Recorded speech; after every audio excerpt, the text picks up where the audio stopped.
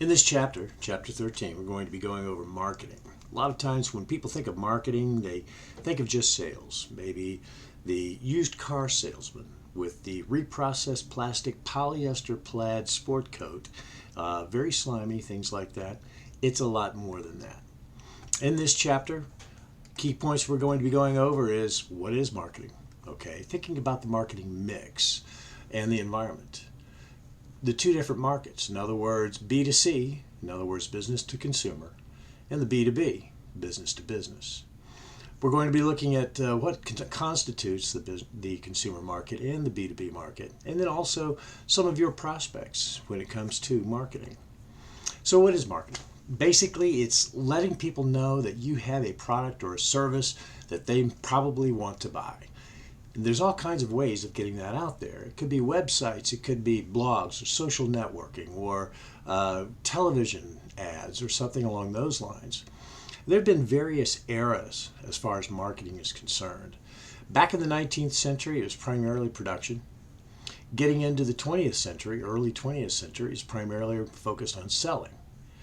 Then on the marketing concept, and now what we're doing is more of the customer relationship.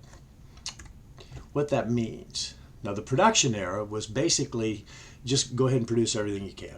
All right, we're going to go sell it. There's plenty of stuff out there. There's plenty of demand for it. Just go sell it, make it and sell it. Then you had the selling era where there was a lot of advertising trying to get people to buy existing products. Things like, refrigerators. Okay, the whole idea behind it was just selling the product itself. Not much in the way of customization, if any at all. Here's some old ads that are really kind of interesting. A machine that will help you get dimples because you're so much cuter with dimples. Or maybe you want to get rid of that second chin. Okay, here's a chin reducer and beautifier. Put this thing on your head, you pull these things down and it goes up and down. It's supposed to remove that second chin. Oh, before cocaine was illegal, tooth drops to help with toothaches. This is kind of interesting with Hardee's. Women don't leave the kitchen. We all know a woman's place is in the home, cooking a man's delicious meal. Don't say that to my wife. You'd probably lose a limb. Some of these other ads are really kind of interesting. More doctors smoke Camels than any other cigarette. Okay, most men ask, is she pretty? Not, is she clever? It's really kind of interesting to see how society has changed today and some of the ads that are actually out there today compared to yesterday. Now the marketing concept era actually came into play after World War II, okay, where you really had more of a different business philosophy, where you had much more of a customer orientation and really focused more on service.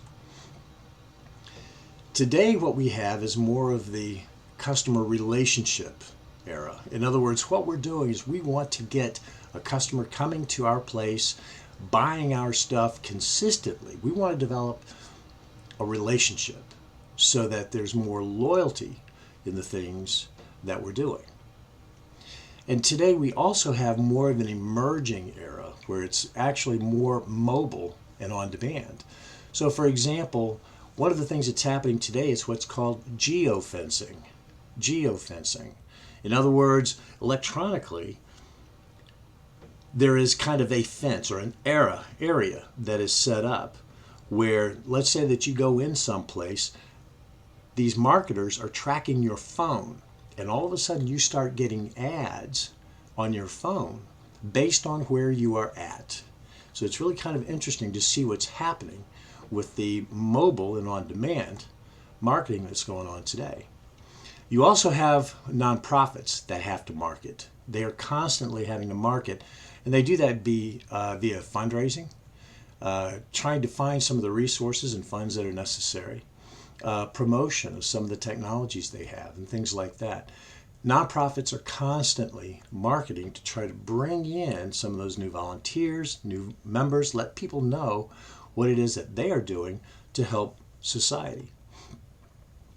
In marketing, you always think about the marketing mix in the 4 Ps: product, price, place, and promotion.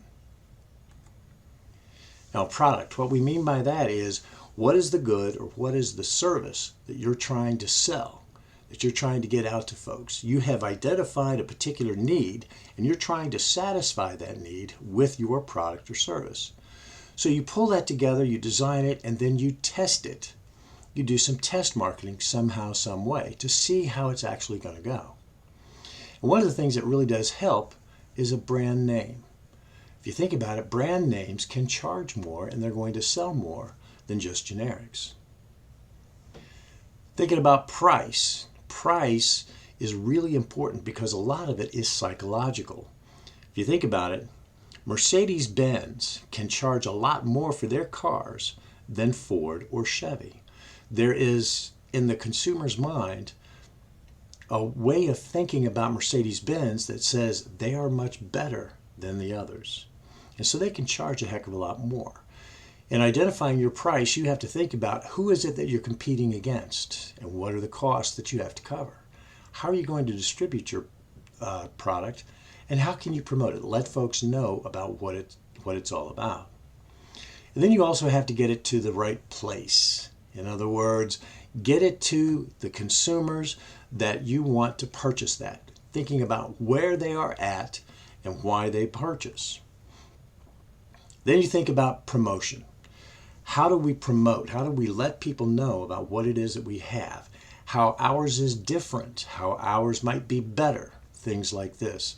We do that through advertising, personal selling, publicity. If any kind of free publicity that you can get is fantastic, as long as it's positive. Word of mouth is one of the best ways to do it. When people hear about something that somebody used that they really liked, they'll be more inclined to buy it themselves. In figuring out what it is you're going to do as far as your marketing is concerned, you need to do a lot of research, where what you're trying to figure out is what is the need that's out there, who is it that's buying it, what are some of the trends, things like this. Now, the research process consists of defining the problem or opportunity, collecting and then analyzing the data, and then choosing the right solution and putting that into place. When you start thinking about the question itself, you have to think about what's currently happening. What's the present situation? In other words, what is it that people need right now? What is it that they are purchasing right now? What are some of the problems and opportunities? In other words, what are some things that people are upset with? What are some of the different alternatives? In other words, the competitors that are out there. So there's a lot of information that you need to get in your marketing research. You collect that data. Now, secondary data is stuff that people have put together that you can go out and get however you want. So, for example, the U.S. government has all kinds of demographic data that you can access. And that will help tell you how many people are in a particular area, what kind of age groups you're looking at in those areas, things like that. It doesn't cost you much to get secondary data. Primary data, on the other hand, is much more expensive. This is where you're gathering stuff yourself. You might be doing surveys of some kind, maybe some personal interviews or focus groups.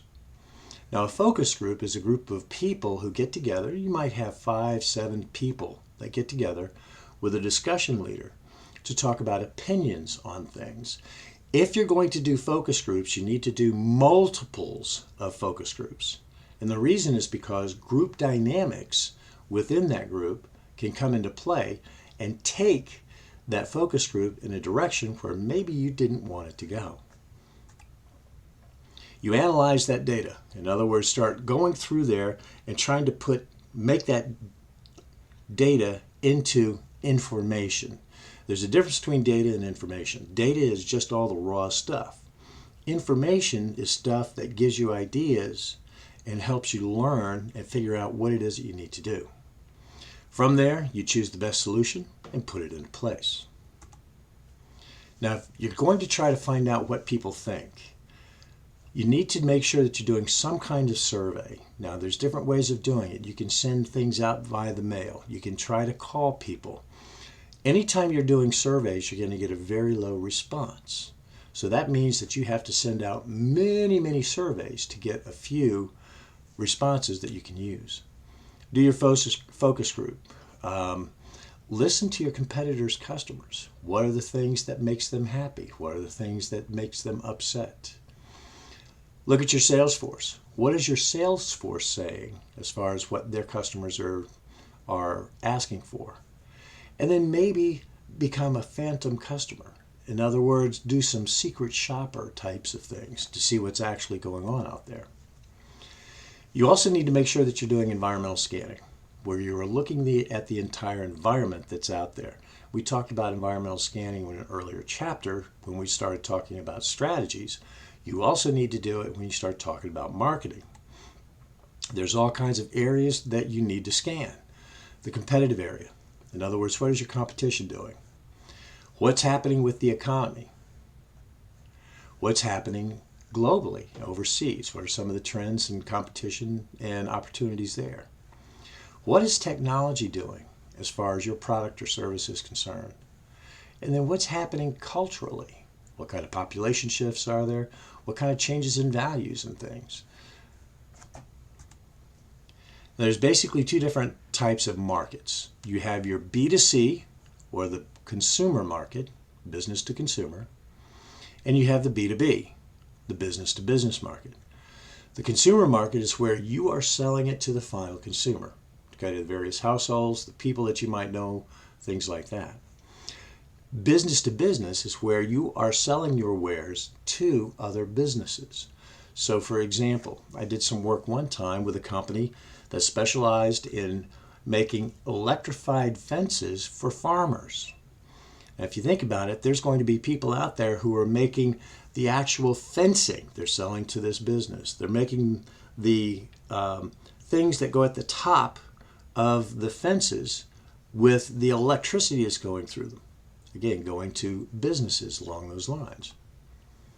The consumer market, you have to think about segmentation. In other words, you don't want to try to hit everybody. There's no way that everyone would want to buy your product. Be nice. The thing is, it's not going to happen. And so what you do is you have to segment that market. In other words, what are the pieces that I really want to go after? And then you target that segment. The market can be segmented in different ways. Geographically, maybe demographically, in other words, by age or income or sex.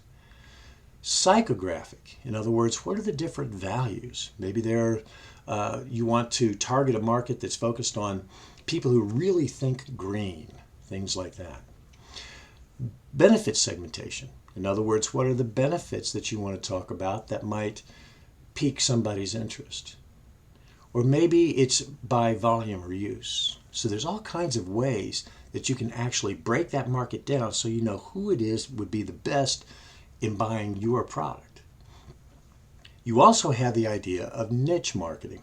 In other words, small but profitable market segments and designing things for them. For example, maybe you're wanting to put together some computer hardware that would be targeted to the Linux market. It's the people who are more hobbyists and do not want to use Windows or Apple products, but they're building their own computers and they're using Linux. In other words, there's a niche there. You also want to be building your relationships. All right, relationship marketing is basically keeping those individual customers over time. What are you doing to make sure that you're bringing those people back on a consistent basis? So for example, somebody who maybe cuts hair, what are they doing to make sure that they have a consistent flow of the same customers coming in all the time to have their hair cut? When you start looking at the decision-making process from the consumer side, we all say, I have a particular problem I need to solve. And so I start doing is I go out and look for information on how I can solve that problem. What might be a product or service that can help me solve it?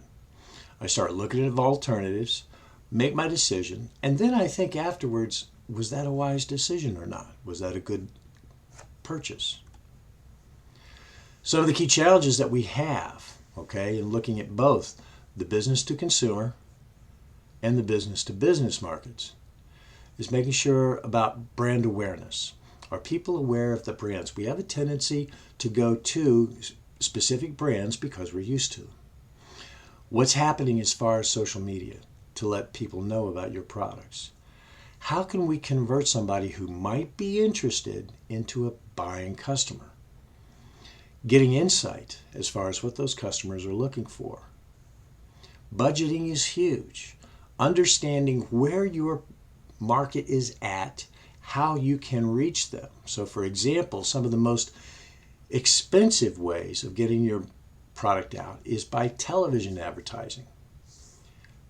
However, you can also do local cable advertising in some of the off hours very, very cheaply, and you still might be able to reach a big part of your target market. So there's different ways of getting that information out there. In business to business, what's happening is you're looking at selling to maybe manufacturers or retailers or maybe the government. Now, if you're going to work with the government, there are certain rules and regulations that you need to make sure that you abide by as far as being a supplier to the U.S. government particularly. There's a difference between the B2B and the B2C markets, and this chart kind of goes into that. You might want to review this in the text. Now, what you might be able to do as far as your career in marketing, there's all kinds of ways you can go. A lot of people have worked in retail somehow, some way. Maybe you want to move in, you want to stay in retail, maybe move into management. Maybe you want to go more into the research side. You're very computer savvy and you like to get into some of the details. Maybe you want to get into the research.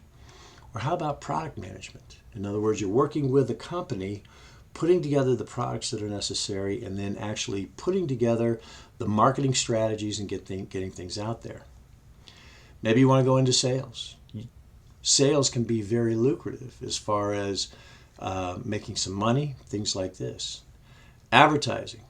That can be a real fun way of getting into marketing and finding a really nice career that can take you various places.